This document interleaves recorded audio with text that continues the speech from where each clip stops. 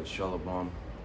First and foremost, I'd like to give all the praise, honor, and glory to Yahweh, Bahashem, Yahweh Shai, Bahashem, Rakah Kodash. Double honors and respect to the elders and to the apostles of Great Millstone. Peace and blessing to all Akim that are preaching and teaching this word with 100% truth and sincerity. And unto the men, women, and children that are listening and learning. And unto the Bayath Dawada, the elect house of David that is scattered abroad, I give you my utmost and sincere salutations. So this afternoon's lesson is entitled, Wickedness is not wisdom. Wickedness is not wisdom. Excuse me. So, as always, we're going to go ahead and get straight to the point. Lord willing to be edifying. Oh, and call hello Yahweh Bashem Yahushai. It's 144. So, get started with the book of Sirach, chapter 19, verse 22, and it says, "The knowledge of wickedness is not wisdom, neither at any time the counsel of sinners prudence." Okay. Verse 23, "There is a wickedness in the same an abomination, and there is a full wanting in wisdom." Okay. So those that dwell, practice, and perform wickedness, there's a lack of wisdom, of true wisdom. Okay? And the counsel of sinners is not prudence either. Okay? The counsel of sinners, all it does is lead to more sin, and eventually it leads to death. Okay?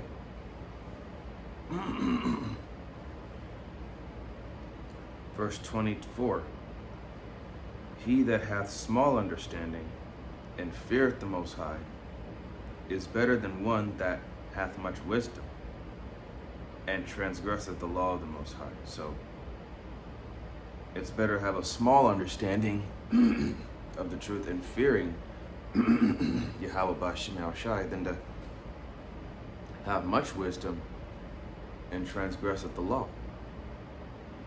Okay?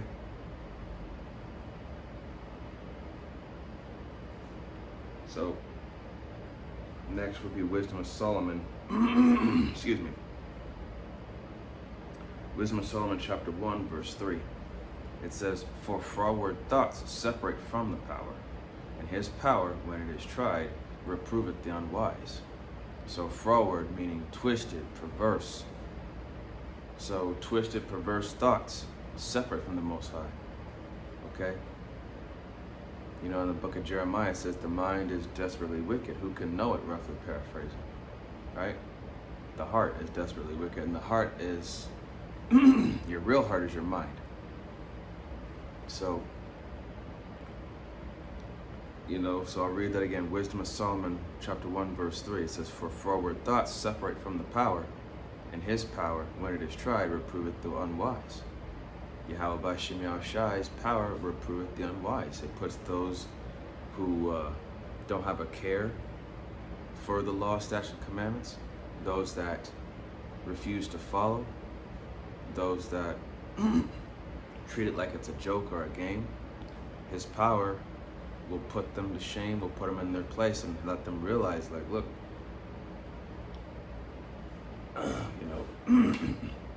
I'm the one in control. Yahweh Bashem Yahushai has always been in control. We just have the illusion of thinking that we're free, but we're not.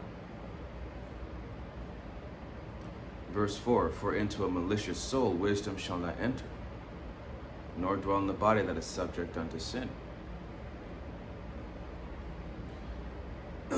So wisdom cannot enter a malicious soul, because a malicious soul with froward thoughts, man, is only thinking about one thing. Committing iniquity,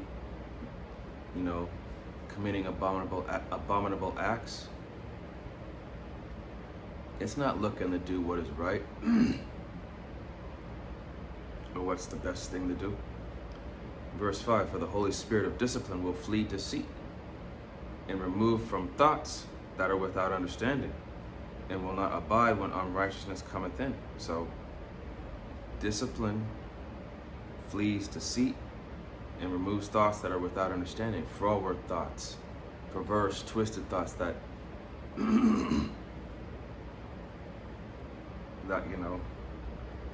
that lack understanding, that lack wisdom. Okay? And will not abide when unrighteousness cometh in. Okay? Verse 6, for wisdom is a loving spirit, and will not acquit a blasphemer of his words, for the power is witness of his reigns, and a true beholder of his heart, and a hearer of his tongue. Okay? Wisdom is a loving spirit. It will not acquit a blasphemer of their words. Okay? And it's Yahweh Bashim Yahshai is a true beholder of the heart and a hearer of the tongue, man. What comes out of your mouth first comes from your mind, man. That's why, there should be more thinking before you speak. Think before you speak, or think before you act. Because thoughts become words, words become action, so on and so forth. Excuse me. Now we're going to go to chapter 10 in Wisdom of Solomon. Chapter 10, verse 5. It says, moreover, the nations in their wickedness, in their wicked conspiracy being confounded, she found the righteous and preserved him blameless unto the power, and kept him strong against the tender compassion toward his son. Verse 6, when the ungodly perished, she delivered the righteous man, who fled from the fire which fell upon the 5 cities. In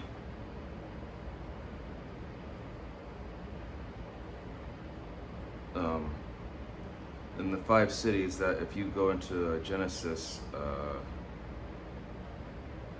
think it's Genesis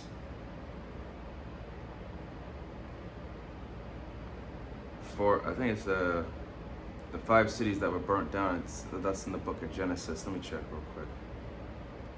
The 5 cities that were burnt.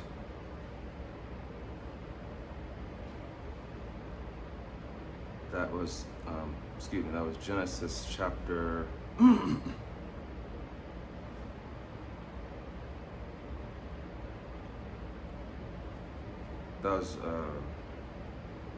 That's in the book of Genesis chapter 14.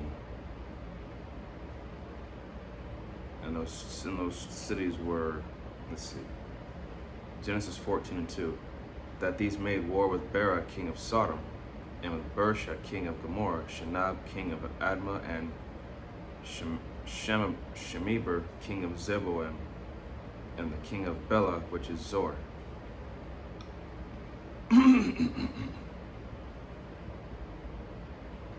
And it says here, Slack here, let me look for it.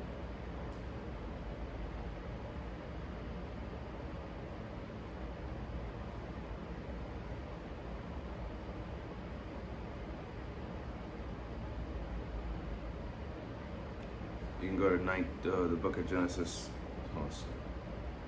Slovakia. But yeah, those were the 5 cities that got burnt. You can go to Genesis 19, verse 24. Yep, and there it was.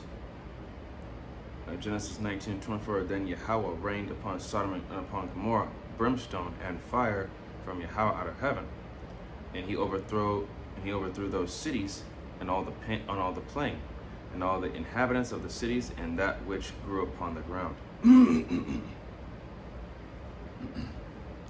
So there you go, man. Wickedness is not wisdom.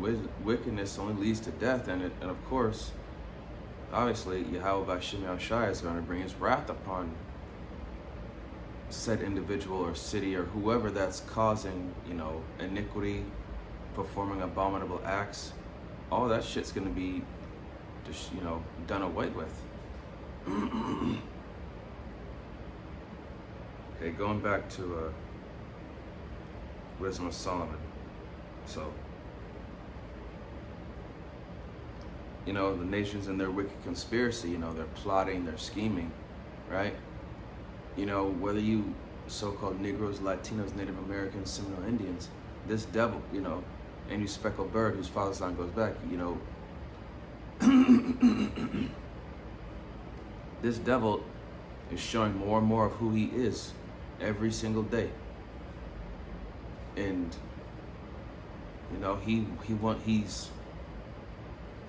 ultimately he wants war with mainly he wants to get rid of you, Jake. He hates you. You are number one on his shit list, so to speak. But Yahweh Shema Shai is going to preserve the blameless, which are the elect. Okay? He's going to have mercy on them. Okay, verse 7. It says Wisdom of Solomon chapter 10, verse 7, of whose wickedness even to this day the wasteland that smoketh is a testimony, and plants bearing fruit that never come to ripeness, and a standing pillar of salt is a monument of an unbelieving soul. Talking about Lot's wife, that's the unbelieving soul, right? And guess what? Of whose wickedness this day the wasteland that smoketh is a testimony. Sodom and Gomorrah and those other cities. And guess what? America is going to be also a testimony, because if you think about it, of all the wickedness that goes on to this day, it's going to be a memorial, an example of, of what happens when pride, sin, and all that stuff reaches an all-time high, reaches the Most High, and then, he's going to respond.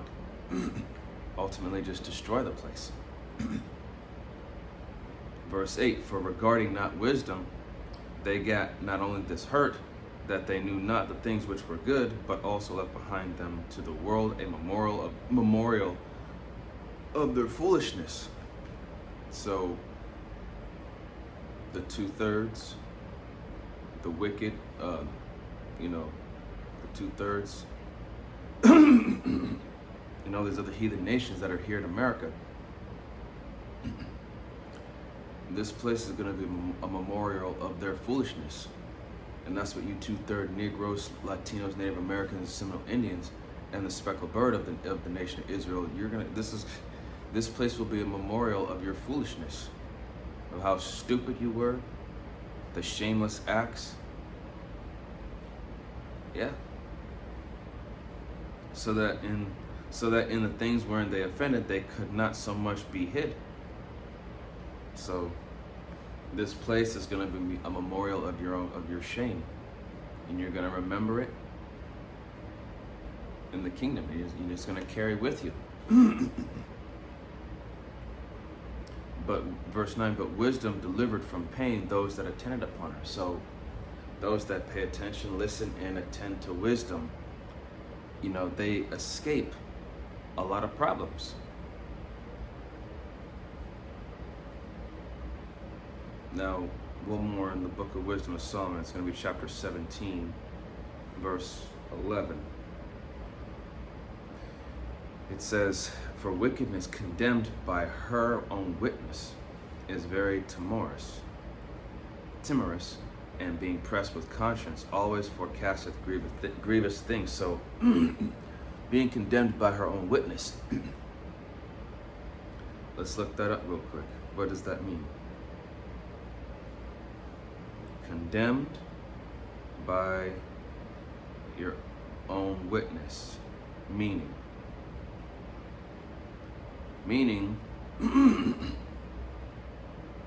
condemned out of your own mouth means your own words, actions, or evidence inadvertently prove your guilt. Instead of an opponent defeating you, you damage your own case through your own testimony.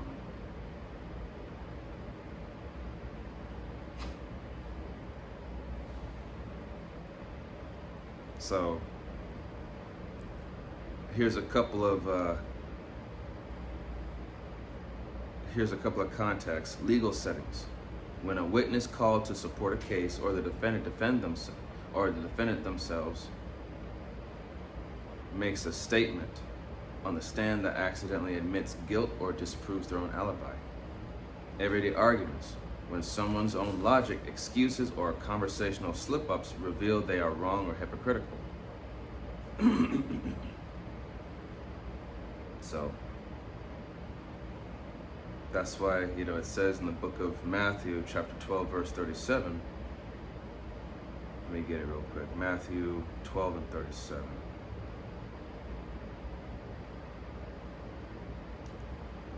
And it says, "For by the words thou shalt be justified, and by thy words thou shalt be condemned." So, your own words, your own actions can condemn you, or they can justify you. Okay? So you have to be of an upright spirit, upright mind, and walk upright. Do the right thing. Walk the right way. Okay, you can't have forward thoughts. You can't have thoughts that lack understanding.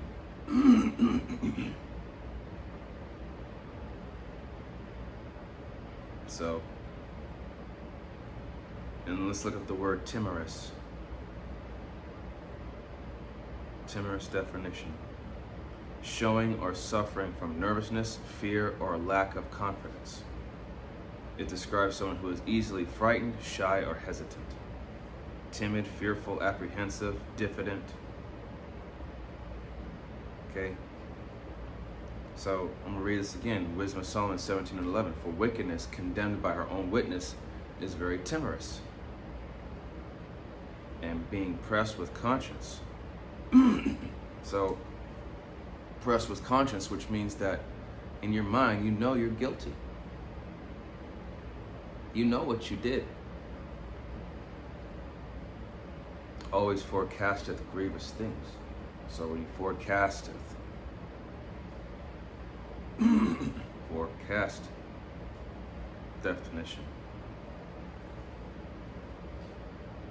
Not the right word. Forecast a prediction or estimate of a future event or trend, typically based on analysis of past and present data. So you forecasteth grievous things.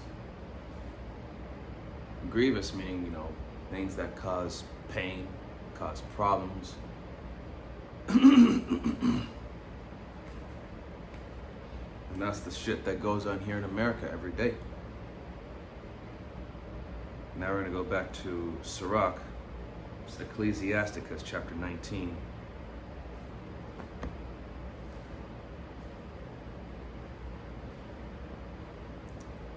Verse 5, and it says, "Whoso taketh pleasure in wickedness shall be condemned, but he that resisteth pleasures crowneth his life." So that's pretty much explanatory itself. Okay, taking pleasure in wickedness, you'll be condemned. So being ultimately judged, destroyed.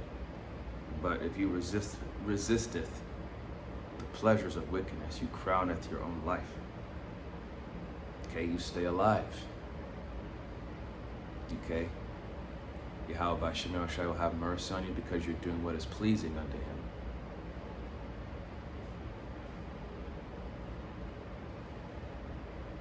So, you gotta keep that in mind, Do the right thing, even though it may seem grievous or bitter or whatever the case.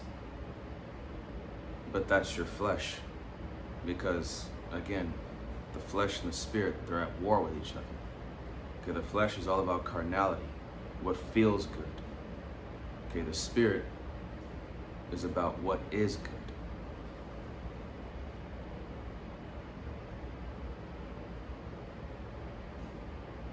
So,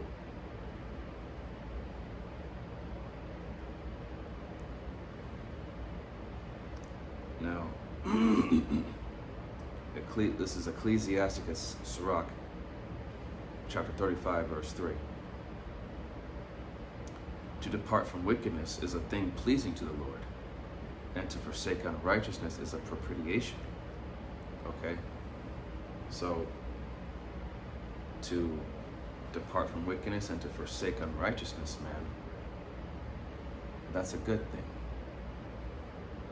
You know, all the stuff that may be tempting to you, you know, it may, all that other shit, like, in your spirit, you know it's wrong. Okay? That's why we gotta fast, pray, do what we do to resist what the flesh wants. Okay? That's why you have to, that's why discipline is super important, man. Self-control and being able to rule your own spirit, man.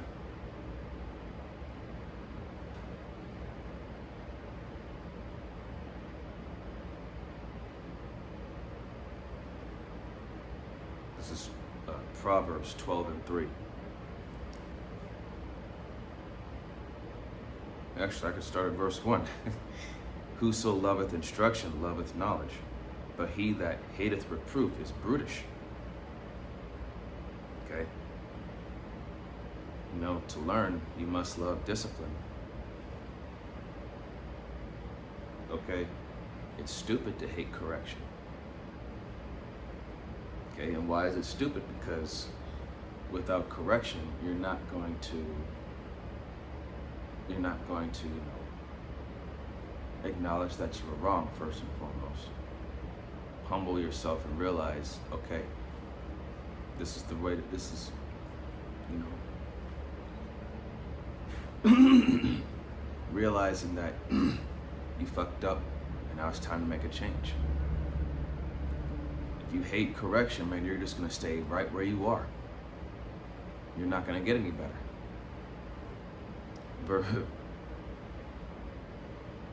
Verse 2, a good man obtaineth favor of Yahweh, but a man of wicked devices will he condemn. So the Lord approves of those who are good, man, who do the right thing, who attend to wisdom. But he rejects those that attend to wickedness. So verse 3, a man shall not be established by wickedness, but the root of the righteous shall not be moved. So, wickedness never brings stability, but the godly have deep roots. Why? Because wicked has no place in Yahweh B'Shem Yahushai's kingdom. In fact, that's, excuse me, allergies are acting up. James 4 and 4. Ye adulterers and adulteresses, know ye not that the friendship of the world is enmity with the power? Whosoever therefore will be a friend of the world is an enemy of the power. So, you know, taking part in this world, man, taking part of this world, you will not inherit the kingdom.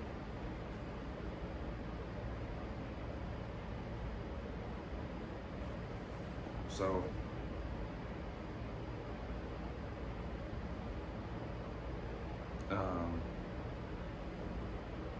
let's see.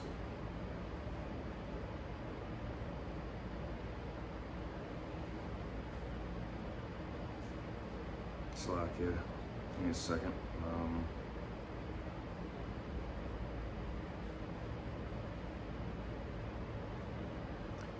Galatians 5 and 19, it says, now the works of the flesh are manifest, which are these: adultery, fornication, uncleanness, lasciviousness, 20, idolatry, witchcraft, hatred, variance, emulations, wrath, strife, seditions, heresies, 21, envyings, murderers, drunkenness, revelings, and such like, of the which I tell you before, as I have also told you in time past, that they which do such things shall not inherit the kingdom of the power.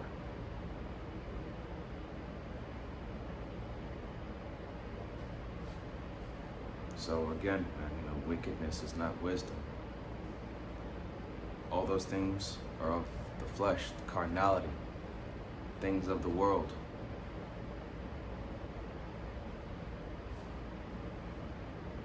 And we're getting so close to the end that when Jacob's trouble pops off, man, I'm just gonna faith is gonna be your biggest faith is gonna be your best friend. And thy wisdom and knowledge shall be the stability of the time.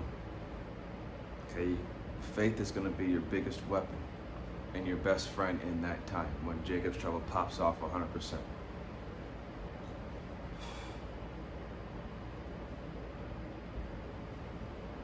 So, Jake, with what little time we have left, wake the fuck up. Realize and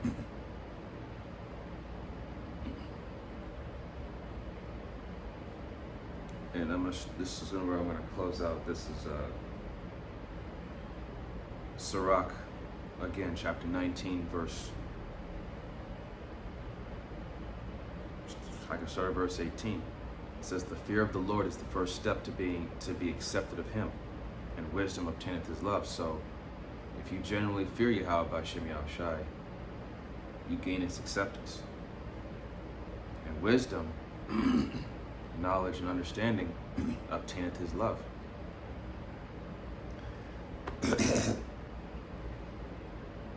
Verse 19, "The knowledge of the commandments of the Lord is the doctrine of life, and they that do things that please Him shall receive the fruit of the tree of immortality."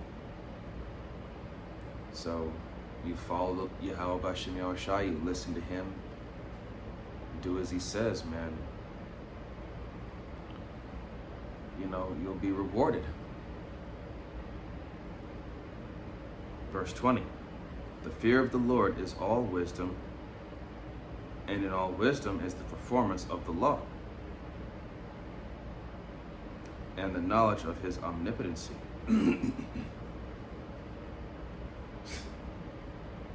So, the fear of the Lord is all wisdom, and all wisdom is the performance of the law, man. So, fear is a requirement to be accepted of Yahweh B'Shem Yahushai, and attending to wisdom and doing what is right in the eyes of Yahweh B'Shem Yahushai, man. You attended to life, and you shall receive the fruit of immortality.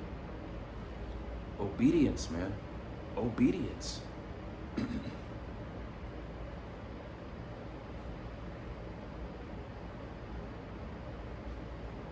Okay. This is where I'll close out. It's Sirach 21, verse 11. "He that keepeth the law of the Lord getteth the understanding thereof, and the perfection of the fear of the Lord is wisdom." So with that, Lord willing, that this was edifying unto the body and the sincere believers and listeners. Okay? So again, wickedness is not wisdom. The things of this world, it's all carnal, and to be carnally minded is death. Let it go, leave it behind. Move on to bigger and better things. Yes, doing the right thing, living a godly life is hard, but it's not supposed to be easy. This truth is not supposed to be easy. It's for those that are willing to put in the work, go through that fire, and having to face adversity.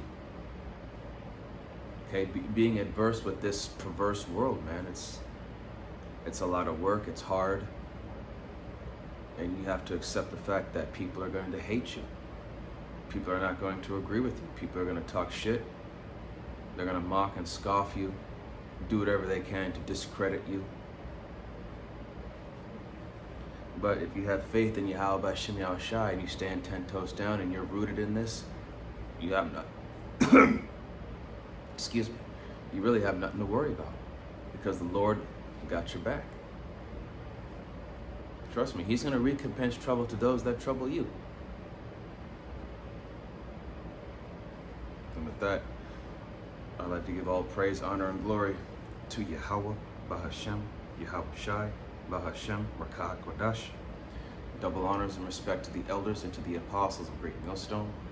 Peace and blessing to all Akim that are preaching and teaching this word with 100% truth and sincerity.